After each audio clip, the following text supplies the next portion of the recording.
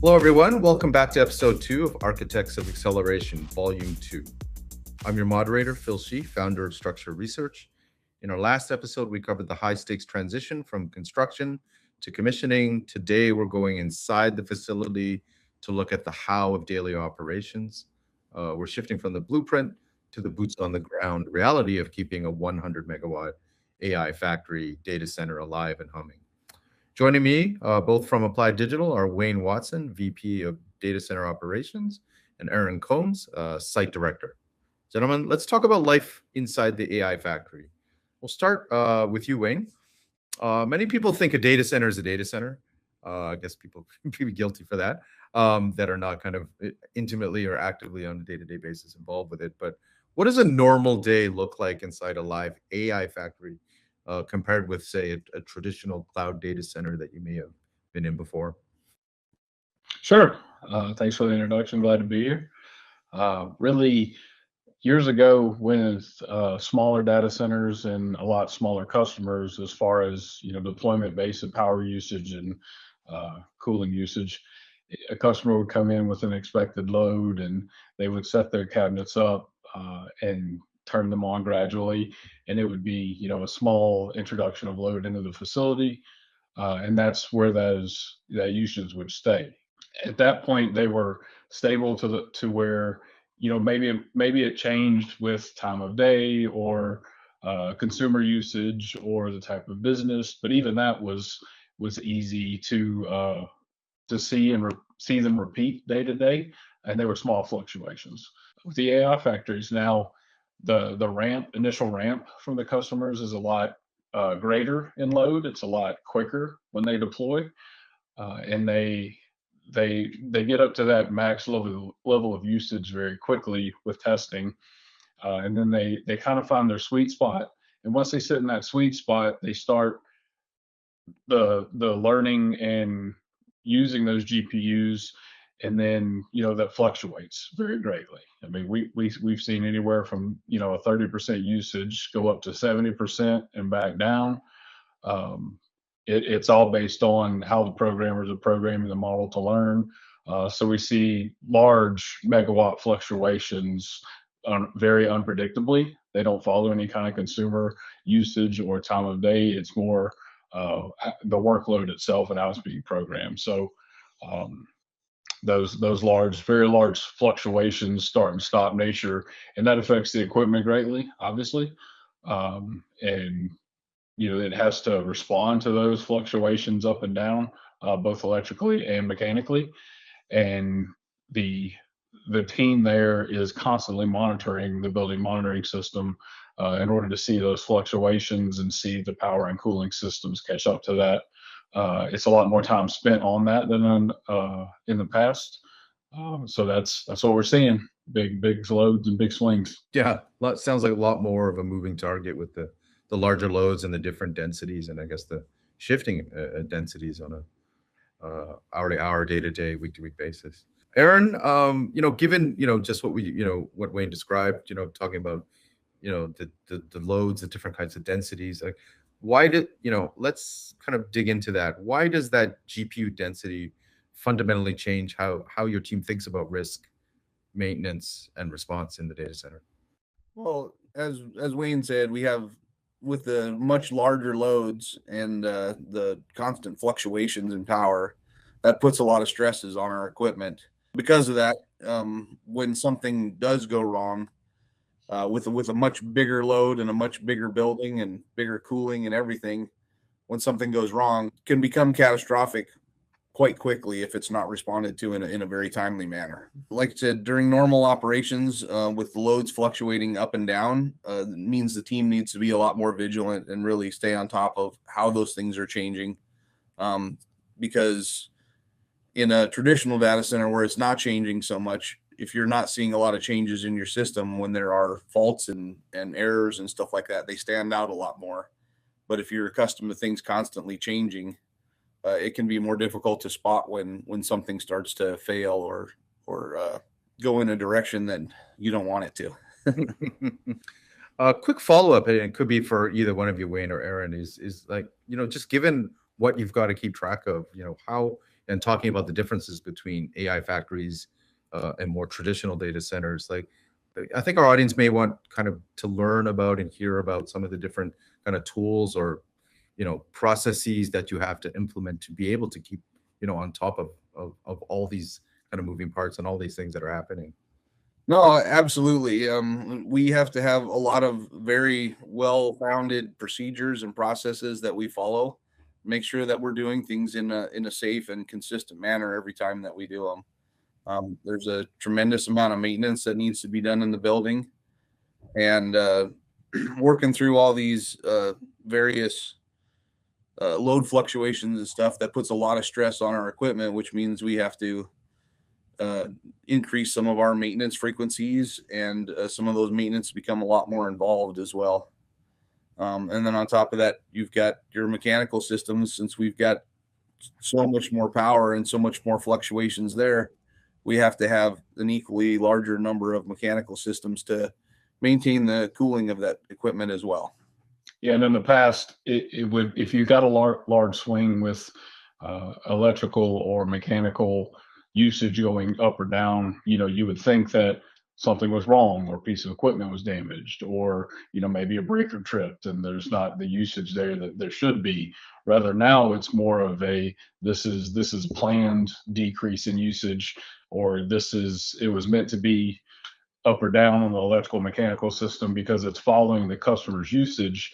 And then you have to see it more of as a graphical representation of the entire plant and the entire site of the equipment for mechanical and electrical are just following the customer's usage, and there's actually nothing wrong.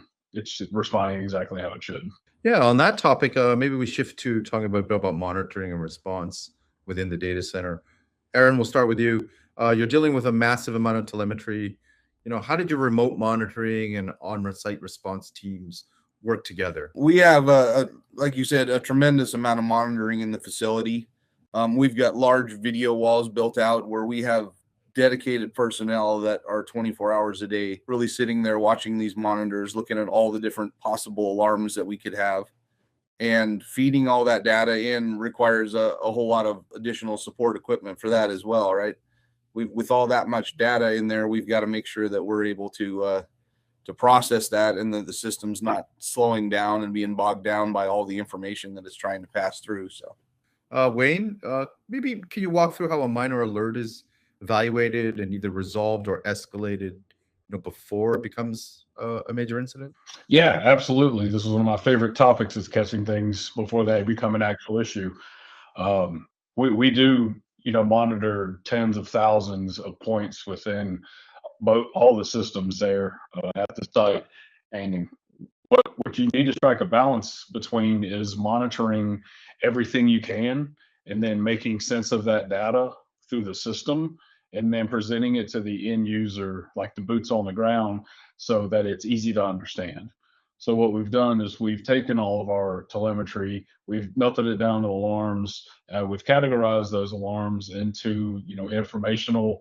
There's warnings, there's minors, and there's criticals, so that when equipment starts acting a bit different than we would expect, that it says, oh, this may be an issue from the alarming system, and the operator can say, okay, well, that's not an issue now, it's a little odd. Let's look into that and see what that means. Let's pull up a graph. Let's look at the load fluctuations. Let's go look at the piece of equipment. So, you can go find something that's possibly wrong, causing a minor issue, before it cascades or continues on to be a major issue. It really helps the sites be more independent and be able to raise issues sooner, so that all of these are taken care of, and we get less of the big incident calls, and it becomes less of an incident for us, which in turn becomes less of an incident for the end user or our customers. Yeah, no, those are great insights. I think that connects kind of well with the topic of kind of maintenance and resilience, which Wayne, maybe again, in an environment that's always on. How is maintenance handled differently, say, than the industry standard in these kinds of unique environments? Sure, it's definitely more critical than it used to be. There's a lot of equipment operating at very high tolerances, and they're quick to respond to those up and down fluctuations. So you have to be very mindful of if the customer load is in one of those dips, and we're all familiar with N+1 equipment there at the data center, but N+1 looks like that at high load. So if you say, well, I'm only at 30%, I'm actually at N+4 right now. I know I've got this one down to break fix, and this other chiller needs maintenance. We could squeeze in another one because we've got extra people here, but you can't let yourself fall into that trap, because if the customer load goes up unexpectedly, N+2 where you're at now turns into N-1 real quick, because you've overplayed your hand, if you will. So we have to make sure that we're operating within that baseline availability. You have to stay on your maintenance schedule, because all these fluctuations up and down put wear on the electrical equipment. They put wear on the mechanical equipment. And there's so many things trying to do their jobs all to make one, that one you're left for, or one or two you're left for redundancy and maintenance becomes much more important. So, those 4-hour response times from vendors become very important. The spare parts program on site becomes very important. So it's really about preparing for the worst and maintaining that level of equipment up to where you don't end up anywhere close to worse. But if the worst were to happen, that you're still ready to respond and okay. Yeah, great insights. So Aaron, maybe just on the concept of planned downtime, why is that concept becoming harder to apply in these AI factories, AI environments? Thank you. Yes, because these AI machines run at such high density for sustained periods of time, any downtime at all, whether it be minutes or seconds, can have an extreme impact on the customer.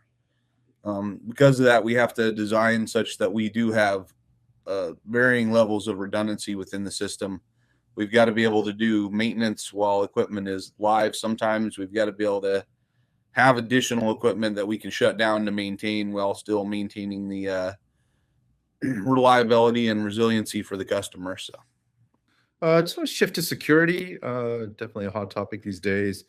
Aaron, again, security can be often an afterthought, although I hope it isn't. But how is physical and cybersecurity embedded into your daily operations from day one?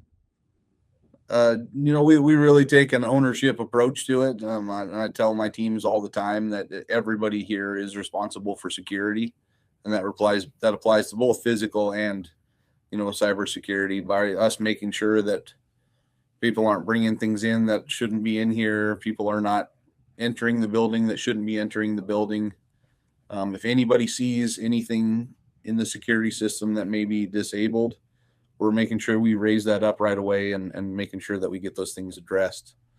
Really, our physical security staff themselves is really a customer of ours, but they're also, just a part of our team, to where we all work together, and we've got to make sure that we're keeping all the power systems and IT systems working so that their equipment keeps working and they can continue to maintain that physical and cyber security for us. So Wayne, what risks, keep operation leaders like yourself up at night that, maybe not visible to most outsiders, unique to your job, your environment? Sure. With us, it's more about being on the bleeding edge of this AI front. So all these load fluctuations we see from the customer, putting that stress on the electrical equipment. When load goes from 30 to 80%, are the power modules in the UPS, so the batteries making up for that? Do they have time to recover, and are all of them in good working order? For the mechanical systems, having to respond to that as well. It's the chillers themselves ramping up. It's the variable frequency drives on the pumps meeting the flow requirements. Is the heat transfer on the coils of the air cooled chillers and the dry coolers outside?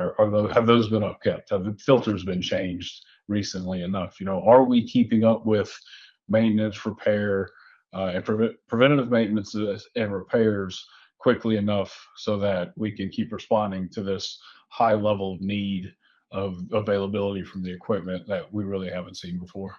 Just want to finish off with maybe just kind of some, draw out some of the lessons I'll learn from an operational perspective. Maybe Aaron, we'll start with you.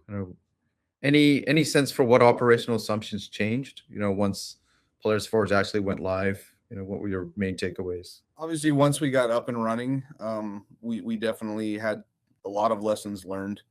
We're able to, see where things could be adjusted here and there to be improved for reliability, security, and also just continued sustained operation.